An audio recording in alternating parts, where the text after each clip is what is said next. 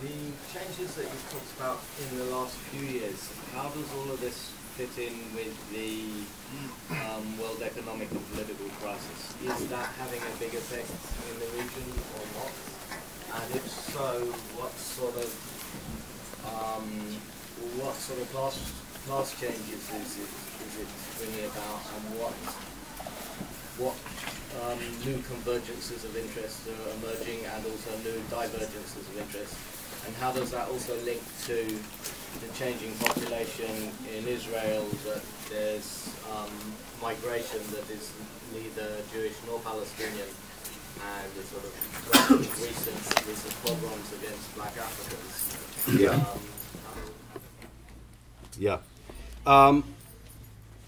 The Israeli, for various reasons I don't have time to go into, were quite immune from most of the global crises of 2008 and even those of last year.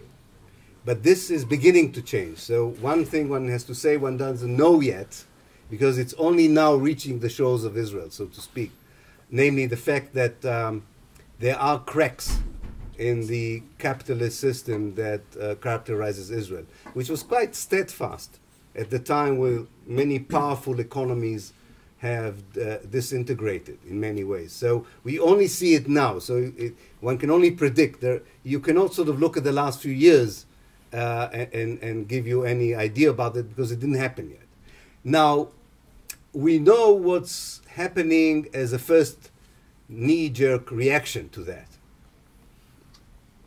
Israelis, Jews who are the victims of this capitalist system more than anyone else, tend to vote for racist parties and tend to adopt very racist views with the kind of belief that this would somehow empower them socially and economically. And one of the manifestations of this was the attack on the poor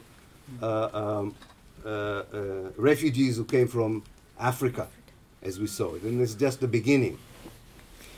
But we know that these reactions can change. They can change. We have a very dismal record in Israel, and I'm saying as someone who was an activist in this, a very dismal record in connecting Jews from North Africa, for instance, and Palestinians in Israel, who really were and still are at the bottom of the socioeconomic structure. We didn't do too well. I don't know why exactly. I don't know whether we should play any game of blaming each other. That doesn't matter. The fact is there. There is now a much more variety of ethnic groups and people who are suffering from the kind of economy that Israel subscribes to. And I think this is rather than saying to you that this will work, I would rather say to you this is a task. This is a job now to be done.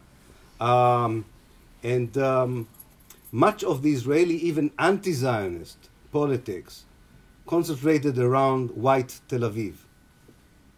It never went out to the rest of Israel. And I think that's one of the things that we hope, those of us who are active in this, to change, very much to change. I'm a great believer in it. I think it's possible. I think you're right. There is a good basis for social and economic solidarity. I don't know if it's class solidarity. I'm not sure, again, that all these old ideas are adapted to the 21st century. It doesn't matter. We're talking about the same thing here.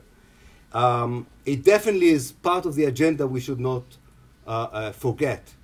I think some of the reluctance to do it is the very dismal failure of doing it before.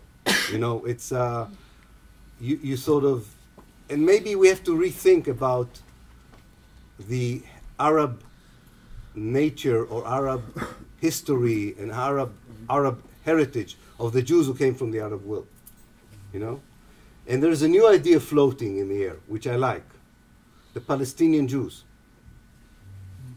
Anybody who was born in Palestine after 48, not just before 48, would they like to be Palestinian Jews in a way?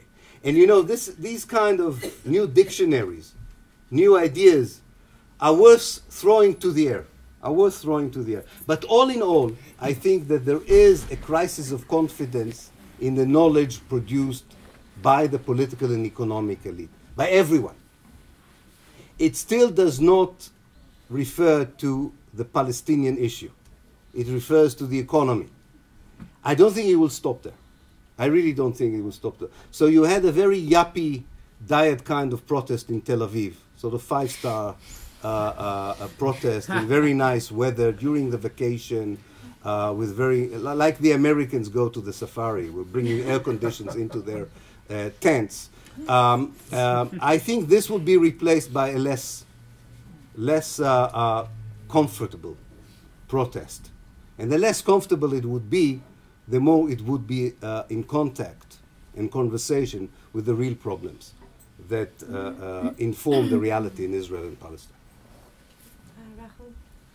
Hi. I think you were talking about the turn towards, or more and more towards civil and human rights, yeah, and away from national rights, which are associated with nationalism.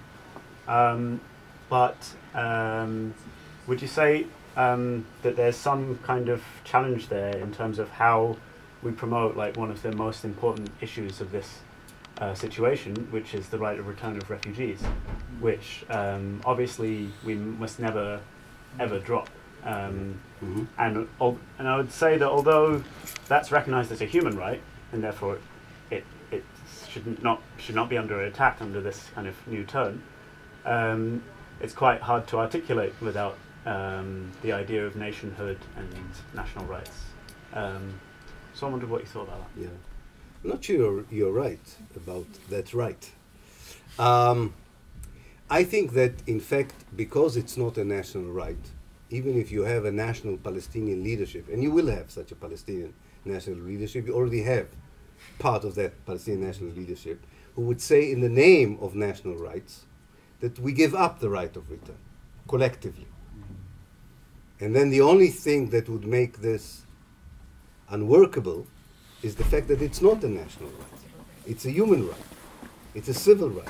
So I don't think that actually the right of return is enhanced by collective national rights. In fact, I think national rights, and especially the transformation of the national struggle for the sake of statehood, weakened very much the quest for return.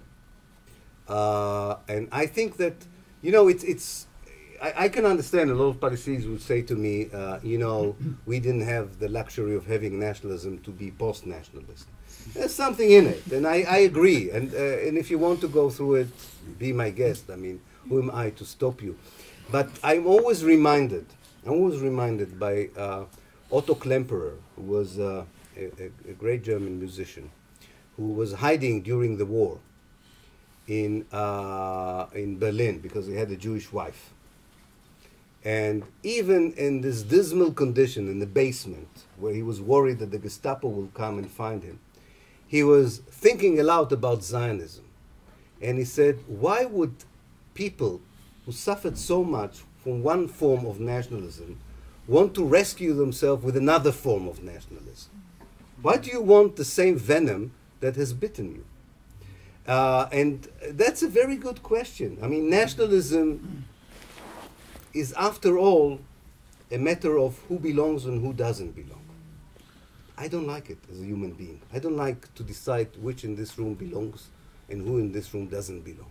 I don't like inclusion and exclusion in the hands of human beings towards other human beings. However, historically, I know that these ideas have liberated places, kicked out imperial powers, and I'm not negating it. But as far as the right of the refugees to return, I really think that this has only a chance of being implemented when you will have a nationalist state in Palestine. Because the nation Jewish state says we will not allow anyone who's not a Jew to immigrate. A state that doesn't have an identity would say people who used to live here and want to come back, of course, can come back. Even people who didn't live here can come back, which is Zionist, right?